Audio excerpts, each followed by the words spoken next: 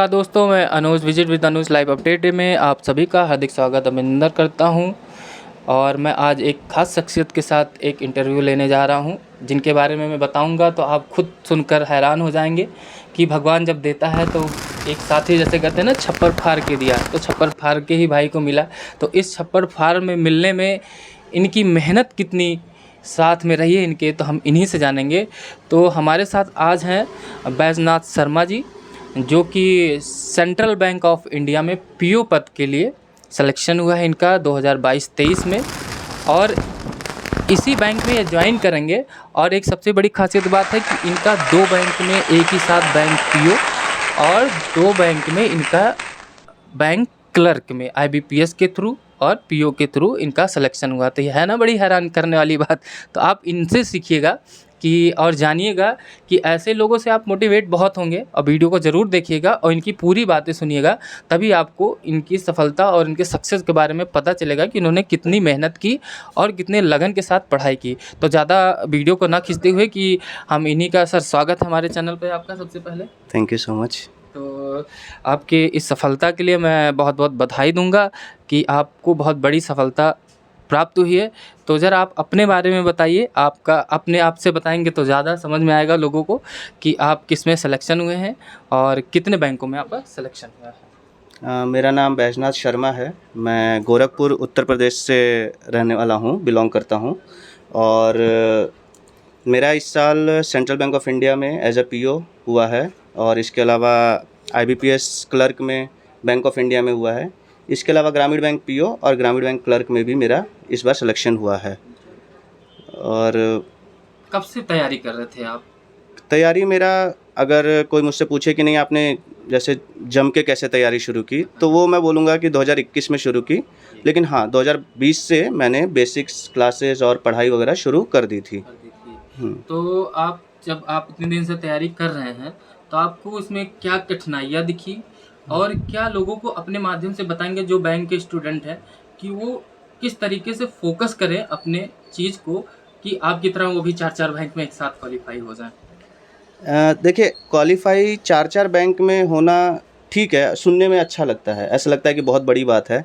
लेकिन अगर मैं सच बोलूँ तो जब आपका एक पेपर निकलने लगता है और आपकी मेहनत पूरी होती है, तो फिर वो ये नहीं देखता कि एक ही पेपर इसका निकालना है, फिर वो ऊपर वाला देख रहा है। वो फिर सारे पेपर निकलते हैं, क्योंकि आपकी मेहनत इतनी ज़्यादा होती है उसके पीछे कि वो एक पेपर से फिर वो रुकता नहीं है आपका सफ़र।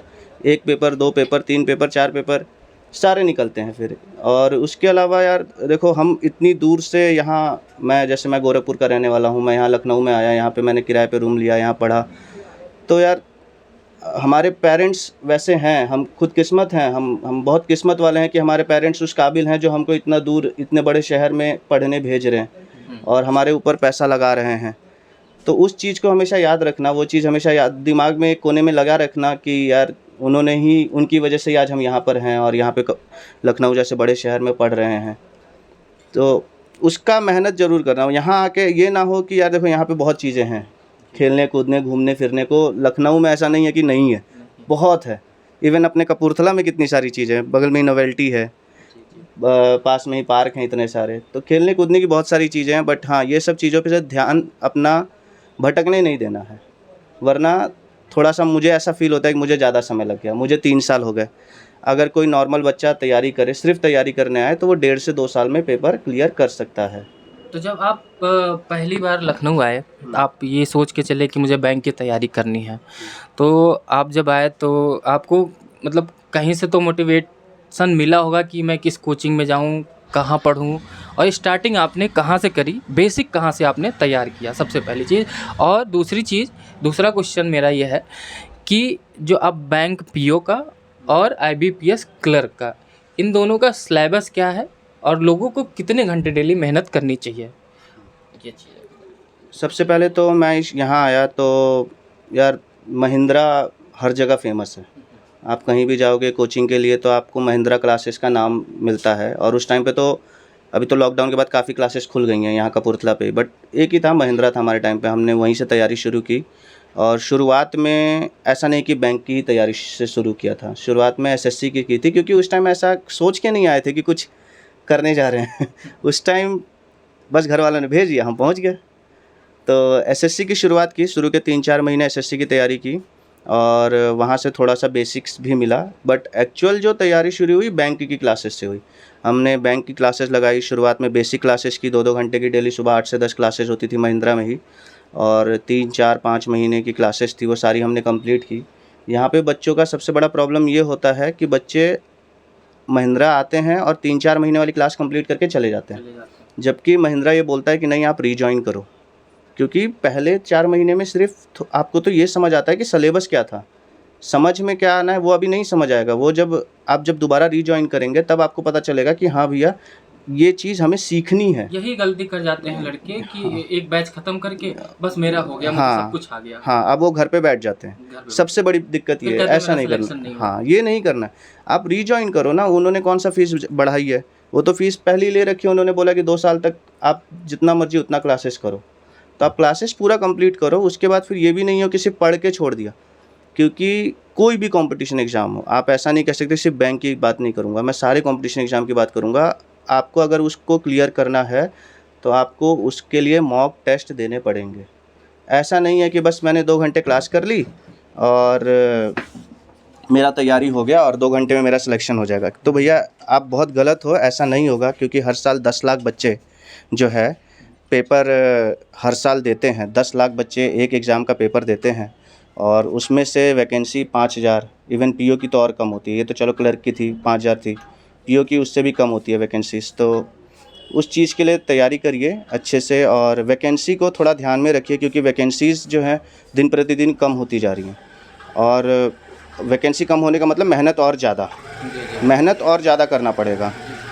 तो मेहनत कीजिए। जैसा कि आप सब देख रहे हैं कि सेंट्रल लाइब्रेरी आपको दिख ही रही होगी, तो यहीं के ये प्रोडक्ट हैं और काफ़ी मेहनत करी यहाँ पर आके, और सुबह शाम लगे रहते थे, 8-8, 9-9, 10-10 घंटे ये लगे रहते थे यहाँ पर, तब जाके इनको एक अच्छी पोस्ट मिली है। तो आप सभी से अनुरोध करेंगे कि आप अपने स्वाध्याय के साथ एक अपना माध्यम बनाइए कि आपको कहाँ जाकर एक कंटिन्यूटी मिल सकती है। तो हाँ। इसका सबसे अच्छा माध्यम होता है कि हम बोर्ड को दिखा दें। जैसे कि बोर्ड को दिखा देंगे कि लखनऊ सेंट्रल लाइब्रेरी है और ये कपूरथला पे स्थित है, जहाँ पर ये भाई साहब अपना अध्ययन करने आते थे महिंद्रा के साथ में ही। तो आप ये बता दीजिए, पीओ का सिलेबस बता दीजिए कि पीओ के लिए कैसे तैयारी करेंगे। देखो, तैयारी सबसे पहले शुरू करनी है अपना बेसिक क्लासेस से। अपना बेसिक क्लास तो ज़रूर जाना। ये नहीं करना कि यार क्लास नहीं गए, आज अपने मन की टॉपिक नहीं है तो हम क्लास नहीं गए। नहीं, टॉपिक कोई भी हो जाना पड़ेगा। और उसके बाद देखो, सबसे पहले तो मैं अगर अपना बैंक की ही बात करूँ तो प्री में हमारे 3 सब्जेक्ट होते हैं, क्वांट हो गया, रीजनिंग हो गया और इंग्लिश हो गया। और कुछ बच्चे ऐसा भी करते हैं, जैसे थोड़े जो सीनियर होते हैं वो बोलते हैं कि नहीं 2 सब्जेक्ट अच्छी होनी चाहिए तो तीसरा निकल जाता है। ऐसा नहीं है, अब तीनों सब्जेक्ट अच्छा करना पड़ेगा। ये दिन प्रतिदिन वैकेंसीज कम होती जा रही हैं, तो आपको अच्छा करना पड़ेगा अपना तीनों सब्जेक्ट। प्री का ये सिलेबस है और मेंस का जो है अपना क्वांट, रीजनिंग, इंग्लिश और जीएस है। इसमें थोड़ा सा जीएस पार्ट जो है उसको ध्यान देना है, और डिस्क्रिप्टिव भी होता है इसमें। तो डिस्क्रिप्टिव में आपको क्या होता है कि एक लेटर राइटिंग होता है और एक एसे राइटिंग होता है। लेटर राइटिंग होता है 150 वर्ड का और एसे राइटिंग होता है वो 250 लगभग वर्ड्स का होता है, जिसके लिए टाइम हमें जो है 30 मिनट्स मिलते हैं। तो आपको वो भी टाइपिंग स्पीड भी होनी चाहिए, कंप्यूटर भी आना चाहिए।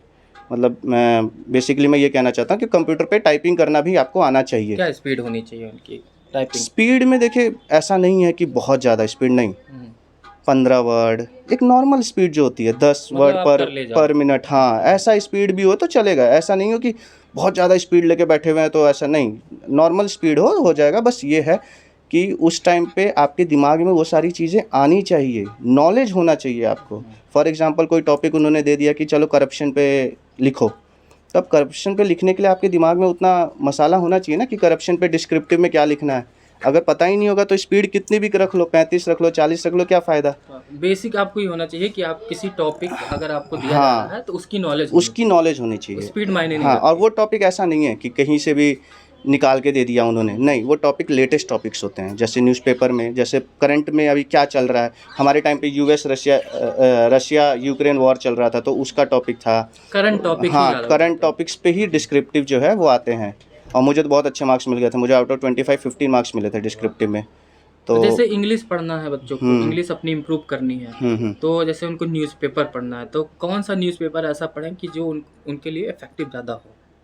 देखो नॉर्मली इसका आंसर रटा रटाया होता है, लेकिन मैं नहीं दूंगा रटा रटाया। मुझे सब समझ गए होंगे, द हिंदू बोलूँगा, नहीं बोलूँगा भाई द हिंदू, क्योंकि इसी वजह से आपसे जानना हाँ, चाह रहे मैं लिटरली बताऊँ, मैंने द हिंदू नहीं पढ़ा है। हैं। ऐसा नहीं है कि द हिंदू पढ़ के बहुत बड़े राजा बन जाते हैं, नहीं। और मेरा, अगर मैं स्कोर कार्ड अपना बताऊंगा तो मेरा हाईएस्ट नंबर इंग्लिश में ही रहा है। मैं आज यहाँ खड़ा हूँ इंग्लिश के मार्क्स की वजह से ही खड़ा हूँ, क्योंकि मेरे मार्क्स इंग्लिश और जीएस में ही सबसे ज़्यादा होते हैं। तो ऐसा नहीं है कि न्यूज़पेपर मतलब द हिंदू पढ़ने से बहुत अच्छा, आप कोई भी न्यूज़पेपर पढ़ सकते हैं, कोई भी, कोई भी न्यूज़पेपर, इंग्लिश न्यूज़पेपर आप लाओ, उसका कोई भी टॉपिक उठाओ, उसको पढ़ो। ज़रूरी नहीं है कि द हिंदू ही पढ़ो। मैंने तो नॉर्मली, मेरे को जो न्यूज़पेपर मार्केट में मिल जाता मैं उसको उठा लेता था, पढ़ लेता था। न्यूज़ क्या चाहिए करंट में, वही तो हमें चाहिए, बस लेटेस्ट में क्या चल रहा है हमारे पास वही चाहिए, वो किसी भी न्यूज़पेपर में मिल जाता है। ज़रूरी नहीं द हिंदू। बोलते हैं एडिटोरियल पढ़ने को, तो यार फ्रैंकली स्पीकिंग मैंने एडिटोरियल के पेजेस नहीं पढ़े हैं। कुल मिलाकर इतना है कि आप अपने आप को कैसे प्रिपेयर कर सकते प्रिपेयर, हैं, हाँ। आप क्या पढ़ सकते हो जिससे आप क्वालिफाई हो सकते हो, वो हम्म। चीज़ें पढ़ो। किसी के कहने पे नहीं कि मुझे, मैं पढ़ के ये हो गया, नहीं तो नहीं आप भी वही चीज़ें नहीं पढ़ो नहीं, आप। अपने से करो, अपने मर्जी से करो, खुद से करो अपना। इंग्लिश में मैं बताऊं, देखो क्लासेस करने के बाद ऐसा नहीं है कि सिर्फ क्लासेस करने से हो जाता है, आपको मॉक ज़रूर देना पड़ेगा।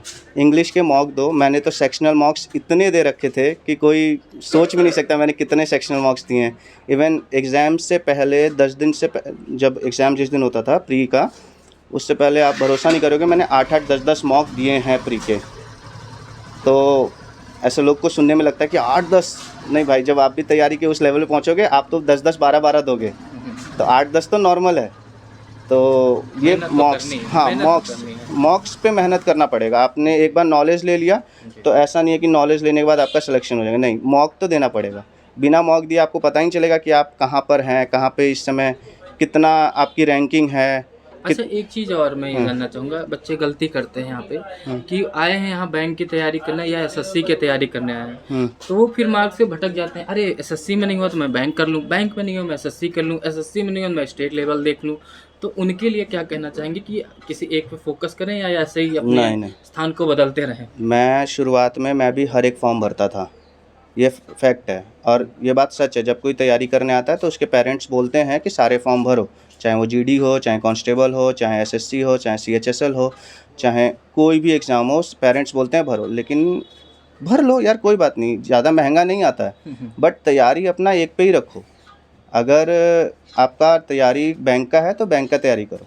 इससे ज़्यादा ऐसा ना हो कि आपने मतलब बच्चे को देखा है मैंने, घूमने के चक्कर में अपना फॉर्म दिल्ली भरते हैं, कोई भोपाल भर रहा है कि सेंटर चलो घूमने जाएंगे इतना दूर दूर।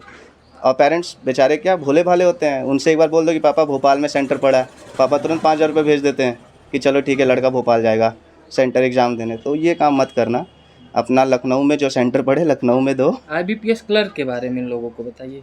आईबीपीएस क्लर्क में देखो, मैं अगर मुझसे कोई पूछे कि ईजी कौन सा है, तो मैं सच बताऊं, मेरे को लगता है पीओ ईजी है। क्लर्क मतलब थोड़ा सा मेरा ये ऐसा मानना है, क्योंकि क्लर्क में क्या होता है, क्लर्क में आपको ना स्टेट लेवल और जो सीबीएसई लेवल, आईसीएसई, ये सारे बच्चे पेपर देते हैं, ठीक है। तो थोड़ा सा कंपटीशन बढ़ जाता है। जैसे पीओ में 10 लाख बच्चे पेपर दे रहे हैं, तो क्लर्क में यार 17-18 लाख बच्चे पेपर देते हैं। मतलब सर कंपटीशन बढ़ जाता है, और जहाँ कंपटीशन बढ़ता है वहाँ कट ऑफ बढ़ता है, और जब कट ऑफ बढ़ता है तो फिर मेहनत बढ़ानी पड़ती है। अभी कोई प्रेडिक्ट नहीं कर सकता कि अपनी कट ऑफ कितनी जाएगी। अभी यूपी की बात बताता हूँ, आईबीपीएस क्लर्क की 82 कट ऑफ गई थी, जबकि वैकेंसीज उस टाइम पे भले बाद में कम हो गई, बट जब आई थी तब 12-13 हज़ार के अकॉर्डिंग लोगों ने बताया था। तो उस टाइम पे वैकेंसीज बहुत ज़्यादा थी, उस हिसाब से 82 कट ऑफ जाना किसी ने नहीं सोचा था, अपने खासकर उत्तर प्रदेश के अपने यूपी में। तो उस चीज़ को थोड़ा देखना आप लोग, कट ऑफ पे थोड़ा सा ध्यान देना है कि कट ऑफ कैसे हो, कितना हो।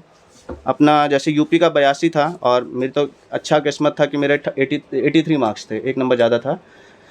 तो क्लर्क का थोड़ा सा टफ है exam as compare to PO. मतलब मेरे नज़रों से ऐसा, मैं अपना पर्सनल बता रहा हूँ, मेरे को किसी और का वो नहीं है। कोई अगर इसमें थोड़ा वो लगे उसको तो उसके लिए सच में सॉरी, बट मुझे ऐसा लगता है क्लर्क का है, क्योंकि मेंस में भी आपका जो भी वैकेंसी, फॉर एग्जांपल 5,000 वैकेंसी है तो मल्टीप्लाई बाय 10, 50,000 बच्चे मेंस देते हैं, है ना। तो अब 50,000 बच्चों में भी कॉम्पीट करना थोड़ा सा मुश्किल होता है। हाँ, पीओ में कैसा है मैं बताऊँ, प्री आपने क्लियर कर लिया, मेंस भी लगभग क्लियर हो जाता है ईजिली। पीओ में दिक्कत पड़ती है इंटरव्यू से। क्योंकि इंटरव्यू में वही बच्चे इंटरव्यू देने आए हैं जो क्रीम है ना। क्रीम मतलब क्या होता है, जो एक लेवल पे ऊपर पहुंच चुके हैं, जिन्होंने प्री क्वालिफाई किया है, मेंस क्वालिफाई, इसका मतलब उन बच्चों में कोई बात है, इसीलिए वो उतना ऊपर आए हैं।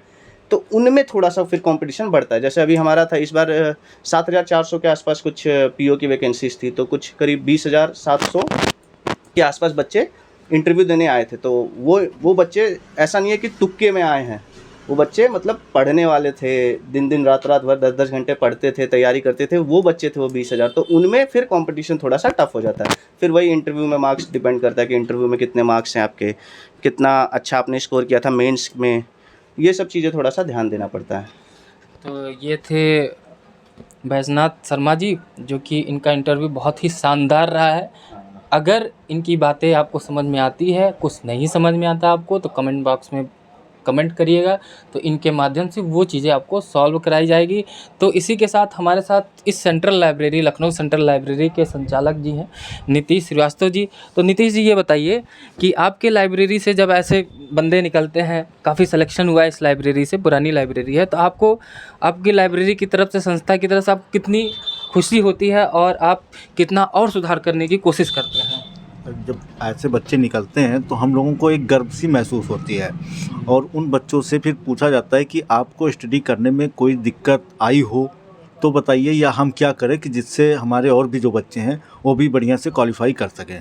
तो उस पर विशेष काम किया जाता है फिर उनके राय से। तो ये थे इस लखनऊ सेंट्रल लाइब्रेरी के संचालक नीतीश श्रीवास्तव जी।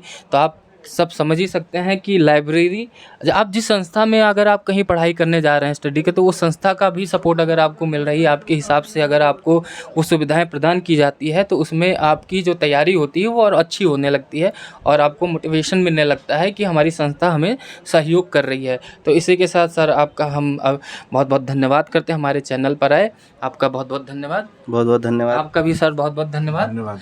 तो अगर वीडियो मेरा पसंद आया तो लाइक शेयर सब्सक्राइब जरूर करिएगा। आई होप कि ये पसंद ही आया होगा। अरे यार, सब्सक्राइब भी कर देना और शेयर भी कर देना, 2-4 लोग, हम बड़ी मेहनत से इंटरव्यू करते हैं। बहुत बहुत धन्यवाद।